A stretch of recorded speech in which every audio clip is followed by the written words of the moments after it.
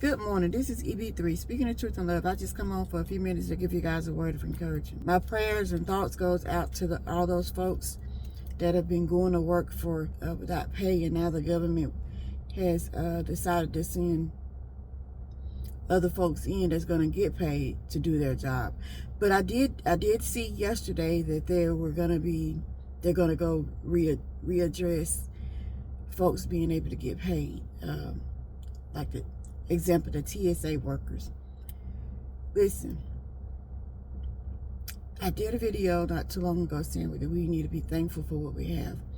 But we also, not only do we need to be thankful for what we have, but in the cases where you can share what you have, especially with people who are about to lose their homes, who can't afford to put their children in daycare anymore, who have to decide whether between getting medicine and getting something to eat, can't afford gas.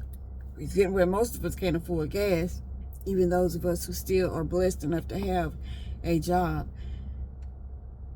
It's gotten to the point where we really, really need to go back to being a community, sharing what we have. And you might not have a whole lot to share, but if somebody else, if your neighbor don't have anything, if you know you have a neighbor who has been out of work for 6 months, a year, maybe they had a good amount of savings or whatever, but it's coming to the point where they're running out of it, or they've run out and they're trying to figure it all out. If you know about it, and you can, if you can, because everybody can't, but share what you can, if you can afford to pay their light bill for 1 month or their rent for 1 month. I know it's a lot, but that's what people used to do back in the day,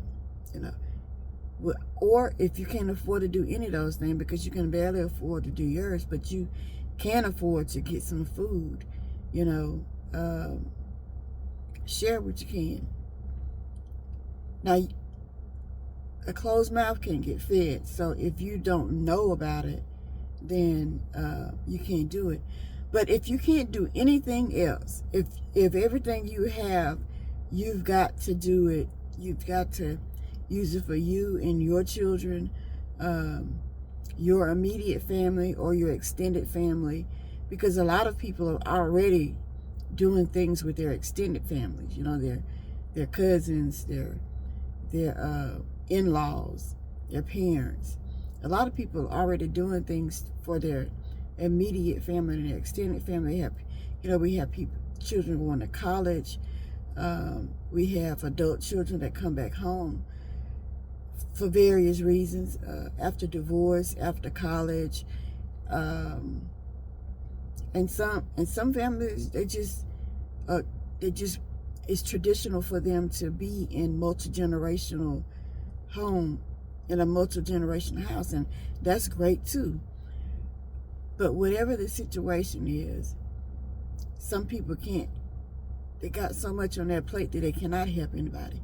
The one thing you can do, if you are a believer in Jesus Christ, or if you just, especially if you're a believer in Jesus Christ, but if you're just a person that have morals and have a concern for the world around you, then one of the things that you can do is pray. You can send an encouraging word.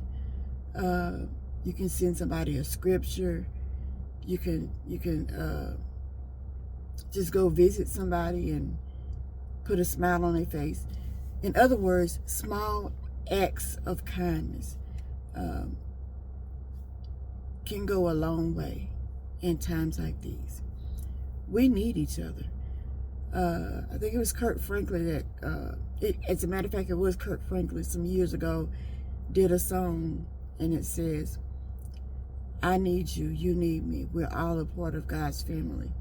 Listen, we are living in times when we need each other. We need to give each other a smile. We need to give each other an encouraging word. We need to, if there's if we have accesses and we still have if we still have influence on our jobs and we can help somebody to get a job, if you can do that, we need to do that. And sometimes you can't, because sometimes you're barely holding on to your own job. But again, pray for somebody. Encourage them. You just don't know how one nice word can, or one good hug can carry somebody a long way. Check in on your friends. Check in on your loved ones. And I'm going to say so far as check in on your frenemies. You know, those people that you tolerate, but, you know, deep down inside, you know that that person don't really care that much about you. Check on them anyway. Because, you know, depression is going up. If somebody is used to living a certain lifestyle and then everything's taken away from them all of a sudden, that is a hard thing to deal with. And the last thing I want to say is, listen, let's be merciful to others. Let's be kind to others. Let's not, even though maybe they have been difficult people in the past, or whatever you may think, whatever your differences are with people right now, don't hold no grudge. And don't be glad if somebody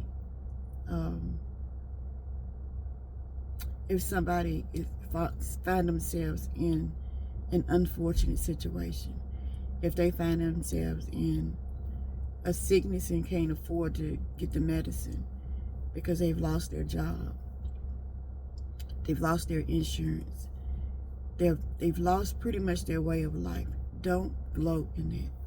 Years ago, my husband and I, my family, my immediate family at the time, I just had 2 kids, because I had my second child in the middle of the crisis. We had Hurricane Katrina, and we went to, it was my husband, myself, and my oldest son. I was pregnant with my middle son at the time, but I didn't know it yet. But anyway, Hurricane Katrina hit, was getting ready to hit. We went to Arkansas, and Little Rock, Arkansas to be exact. And we were stuck up there for like 2 weeks, almost 2 weeks. It was like 13 days. And when we got back home, our home was destroyed. It was full of mold because the water had got in here and set in, and the whole house had to be gutted out. And we could not live in that home until a whole year. So we had to live in a FEMA trailer, and you know, we lost a lot of our clothes. We lost 2 cars. I mean, we just lost a lot of stuff. And so that experience changed my whole perspective in life. Things are things, but we have family. If you have people in your life that love you, that you love, that is the most important thing in life. The only thing that is more important than that is just doing the will of God. Walking in faith. If you stumble, get back up. If you see your fellow sisters and brothers stumble, encourage them to get back up and get back in the will of God.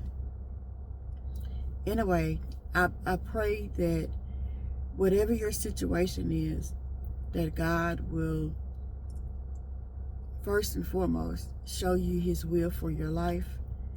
And I also pray that everything will turn around. Because, you know, God has a way of, even when we're going through stuff, taking care of us. God has taken care of me all my life. He's blessed me in so many ways. Yes, I've gone through some things, but God has always been good. He's always been merciful. He's always been full of grace towards me. And it's not because I deserve it, not because I was so great, because I've done a lot of things that, you know, God could have said, I'm going to take her right now because she just ain't going to do right. I'm just going to let her go.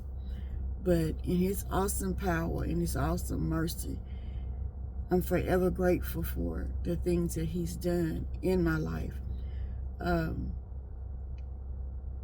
And again, I want you to meditate on the good things that God has done for you. And I pray that anything that's not going your way, anything that seems like it's just bringing nothing but distress, I pray the peace of God that surpasses all understanding over your life. I pray that the enemy has to flee. I pray that God will lift up that standard in you, in your life, and the enemy flee. The devil is defeated, but he's got to do what he does. The devil got to do what he does. But guess what? God does what he does. And God is ultimately and forever, from the beginning to the end, to eternity, infinity. He's always awesome. He's always gracious. And he's always full of mercy. And I just want to encourage you all to just stay with God. Stay with God. Whatever he's blessed you with, share it with others if you can. And just know that this is only temporary. This thing that we're going through in the United States of America is only temporary. It's only a test. There's a song that says it's only a test we're going through. It's going to be over real soon. Keep the faith. Don't give up, for it's only a test that you're going through. Anyway, this has been EB3, speaking the truth in love. Be blessed, be a blessing, and I am out.